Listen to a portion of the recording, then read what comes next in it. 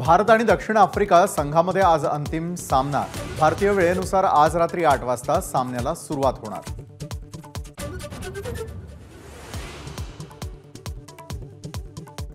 विधिमंडळात मुख्यमंत्री लाडकी बहीण योजनेवरून घमासान। निवडणुका डोळ्यासमोर ठेवून योजनेची घोषणा। विरोधकांचा आरोप तर लाडकी बहीण योजनेवरून विरोधक हक्कभंग आणण्याच्या तयारीत।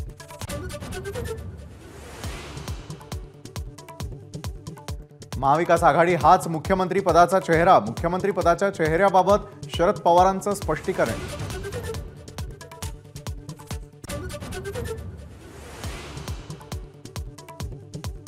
अधिवेशनात नीटच्या मुद्द्यावरून अधिवेशनामध्ये विरोधक आक्रमक। नीट पेपर फुटी प्रकरणी राज्यामध्ये स्वतंत्र कायदा करण्याची मागणी तर अर्थसंकल्पातील योजनांवरून सरकार विरोधात घोषणाबाजी।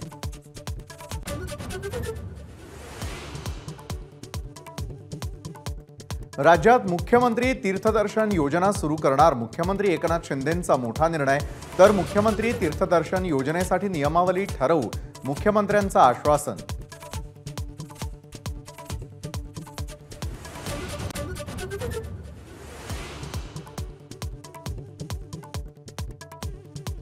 विधानसभेलाही लोकसभेसारखेच निकाल लागतील, शरद पवारांना विश्वास। काँग्रेस मुक्तीची घोषणा देणाऱ्या मोदींनी भाजपच्या जागा किती घटल्या बघावं असा सल्ला।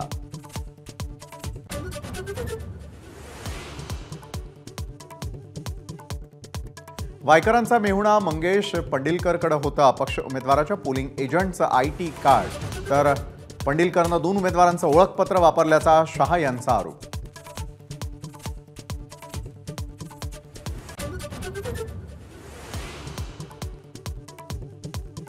शिवसेना शिंदे गटाचे जिल्हा प्रमुख कुंडलिक खांडेंची पक्षातून हकालपट्टी। कथित ऑडिओ क्लिप प्रकरणी 3 दिवस पोलीस कोठडी।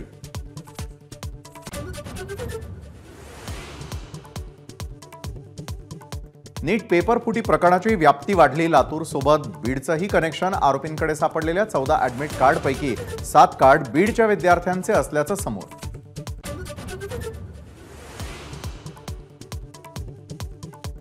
नाशिकमध्ये ठाकरे गटाच्या कार्यालयावर पालिकेचा हातोडा। अतिक्रमण विभागाकडून वसंत गीतेंचं संपर्क कार्यालयावर कारवाई।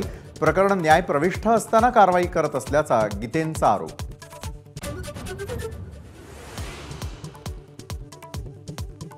अरविंद केजरीवालांना पुन्हा 14 दिवसांची न्यायालयीन कोठडी। कथित मद्य घोटाळ्या प्रकरणी केजरीवाल अटकेत।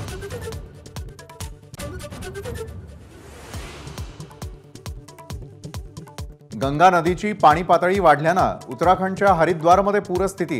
अनेकांची घरं पाण्यात तर गाड्याही गेल्या वाहून।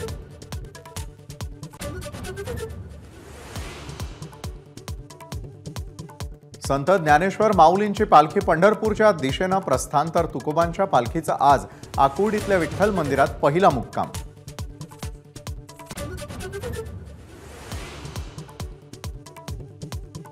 आळंदीत माऊलींच्या पालखी प्रस्थान सोहळ्याला मुख्यमंत्री एकनाथ शिंदेंची हजेरी।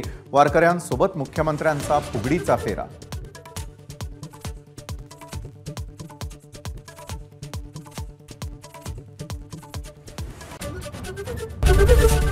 एबीपी माझा, उघडा डोळे बघा नीट।